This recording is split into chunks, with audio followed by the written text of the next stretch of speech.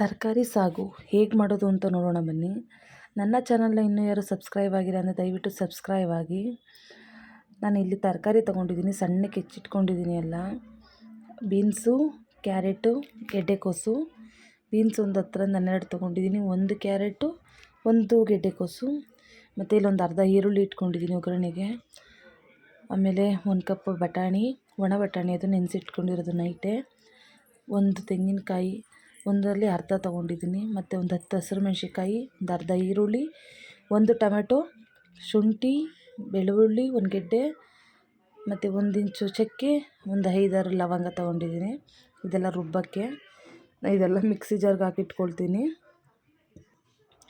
ಚಕ್ಕೆ, ಲವಂಗ, ಹಸಿರು ಮೆಣಸಿನ್ಕಾಯಿ ನೀವೆಲ್ಲ ಇಟ್ಕೊಂಡಿದ್ರಲ್ವಾ. ಇದು ನೋಡಿ, ಬೆಳ್ಳುಳ್ಳಿ, ಶುಂಠಿ, ಈರುಳ್ಳಿ, ಟೊಮೆಟೊ ಹಣ್ಣು. ಅದಕ್ಕೆ ಹುರ್ಗಡ್ಲೆ ಸೇರಿಸ್ಕೊಳ್ಳಿ 1 ಸ್ಪೂನಷ್ಟು, ಜಾಸ್ತಿ ಹಾಕ್ಕೋಬೇಡಿ, ಟೇಸ್ಟ್ ಚೆನ್ನಾಗಿರಲ್ಲ. 1 ಸ್ಪೂನ್ ಹಾಕಿ, ಸ್ವಲ್ಪ ಗ್ರೇವಿ ತಿಕ್ ಬರಲಿ ಅಂತಷ್ಟೇ. ಮತ್ತು ಎಣ್ಣೆ, ಅರ್ಶಿನದ ಪುಡಿ, ಧನಿಯಾ ಪುಡಿ ಇಟ್ಕೊಂಡಿದ್ದೀನಿ. ಧನಿಯಾ ಪುಡಿ ಹಾಕೋದ್ರಿಂದ ಒಳ್ಳೆ ಟೇಸ್ಟ್ ಬರುತ್ತೆ ನೋಡಿ. ಈಗ ಇದನ್ನು ನೈಸಾಗಿ ರುಬ್ಕೊಂಡಿದ್ದೀನಿ. ಮತ್ತು ಒಂದು ಕುಕ್ಕರಿಗೆ ಎಣ್ಣೆ, ಈರುಳ್ಳಿ ಹಾಕಿದ್ದೀನಿ. ಸ್ವಲ್ಪ ಲೈಟ್ ಬ್ರೌನ್ ಬರಲಿ, ಜಾಸ್ತಿ ಏನು ಈರುಳ್ಳಿ ಬೇಯೋದು ಬೇಡ. ಜೊತೆಗೇ ನಾವು ಬಟಾಣಿ ಸೇರಿಸ್ಕೊಳ್ಳೋಣ. ಈಗ ಅದು ಸ್ವಲ್ಪ ಒಂದು 2-3 ನಿಮಿಷ ಸಾಕಷ್ಟೇ. ಈಗ ಅದಕ್ಕೆ ಬಟಾಣಿ ಹಾಕ್ಕೊಳ್ತಾ ಇದ್ದೀನಿ ನಾನು. ಬಟಾಣಿ ಹಾಕೊಂಡ್ಮೇಲೆ ಮಿನಿಮಮ್ ಒಂದು 5ರಿಂದ 10 ನಿಮಿಷ ಇದು ಮಾಡಬೇಕು. ಯಾಕೆಂದರೆ ಅದು ಒಣ ಬಟಾಣಿ ಅಲ್ವಾ, ನೈಟೇ ನೆನೆಸಿಟ್ಕೊಂಡಿರೋದ್ರಿಂದ ಹಸಿ ಸ್ಮೆಲ್ ಇರುತ್ತೆ. ಹಾಗಾಗಿ ಅದನ್ನು ಸ್ವಲ್ಪ ಚೆನ್ನಾಗಿ ಫ್ರೈ ಮಾಡಬೇಕು. ಫ್ರೈ ಮಾಡಿ ನೋಡಿ, ಈ ಥರ ಫ್ರೈ ಮಾಡ್ಕೋಬೇಕು.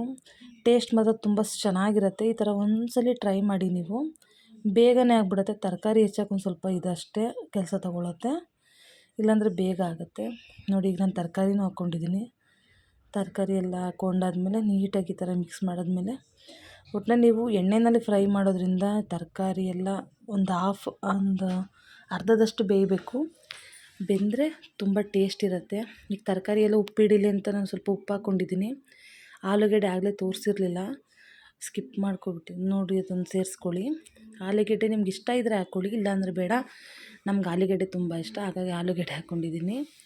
ಈಗ ಆಲೂಗೆಡ್ಡೆ ಹಾಕಿದ್ಮೇಲೆ ಎಲ್ಲ ನೀಟಾಗಿ ಮಿಕ್ಸ್ ಮಾಡಿ ನೋಡಿ. ಈ ಥರ ನೀಟಾಗಿ ಮಿಕ್ಸ್ ಮಾಡಾದ್ಮೇಲೆ ಇದಕ್ಕೆ ನಾನು ಮಸಾಲೆ ಹಾಕ್ಕೊಳ್ತಾ ಇದ್ದೀನಿ. ಮಸಾಲೆನೂ ಹಾಕ್ಕೊಂಡು ಅದಕ್ಕೆ ಸ್ವಲ್ಪ ಅರ್ಶಿನದ ಪುಡಿನೂ ಹಾಕ್ಕೊಳ್ತೀನಿ. ಮಿಕ್ಸ್ ಮಾಡ್ಕೊಂಡಾದ್ಮೇಲೆ ಒಂದು 1/4 ಸ್ಪೂನಷ್ಟು ಅರ್ಶಿನದ ಪುಡಿ, 1 ಸ್ಪೂನ್ ಧನಿಯಾ ಪುಡಿ, ಇದೆಲ್ಲನೂ ಹಾಕಿ ಮಿಕ್ಸ್ ಮಾಡ್ಕೊಳ್ತಾ ಇದ್ದೀನಿ ಚೆನ್ನಾಗಿ. ಅದನ್ನು ನೀಟಾಗಿ ಮಿಕ್ಸ್ ಮಾಡಿ ಸ್ವಲ್ಪ ಚೆನ್ನಾಗಿ ಬೇಯಬೇಕು ನೋಡಿ. ಇದಕ್ಕೆ ಮಿಕ್ಸ್ ಆಗಿದೆ ಅಲ್ವಾ, ಇದಕ್ಕೆ ನೀರು ಸೇರಿಸ್ಕೊಳ್ಳೋಣ. ನಿಮ್ಗೆ ಎಷ್ಟು ಗ್ರೇವಿ ಎಷ್ಟು ಸ್ವಲ್ಪ ತೆಳ್ಳಗೆ ಬೇಕಂದರೆ ಸ್ವಲ್ಪ ನೀರು ಜಾಸ್ತಿ ಹಾಕ್ಕೊಳ್ಳಿ. ನಾನು ಸ್ವಲ್ಪ ಕಡಿಮೆ ಹಾಕ್ಕೊಂಡಿದ್ದೀನಿ. ಸ್ವಲ್ಪ ಕೊತ್ತಂಬರಿ ಸೊಪ್ಪು, ನಂಗೆ ಉಪ್ಪು ಕಡಿಮೆ ಅನ್ನಿಸ್ತು, ಅದಕ್ಕೆ ಇನ್ನೊಂದು ಸ್ವಲ್ಪ ಉಪ್ಪು ಹಾಕ್ಕೊಂಡಿದ್ದೀನಿ. ಈಗ ಇದನ್ನು ನೀಟಾಗಿ ಮಿಕ್ಸ್ ಮಾಡಿ ಒಂದು 5-6 ವಿಸಲ್ ಮಾಡಿಸ್ಕೊಳ್ಳೋಣ. ಒಂದು 2-3 ಆದರೆ ಚೆನ್ನಾಗಿರಲ್ಲ, ಒಂದು 5-6 ವಿಸಲ್ ಮಾಡಿಸ್ಕೊಳ್ಳಿ. ತರಕಾರಿ ಚೆನ್ನಾಗಿ ಬೆಂದು ಹೊಂದತ್ತೆ, ಒಳ್ಳೆ ಟೇಸ್ಟ್ ಬರುತ್ತೆ ಅವಾಗ. ಒಂದು 5-6 ವಿಸಲ್ ಮಾಡಿಸ್ಕೊಳ್ಳಿ ನೋಡಿ. ನಾನು ಇವಾಗ ಮುಚ್ಚಿಡ್ತಾಯಿದ್ದೀನಿ.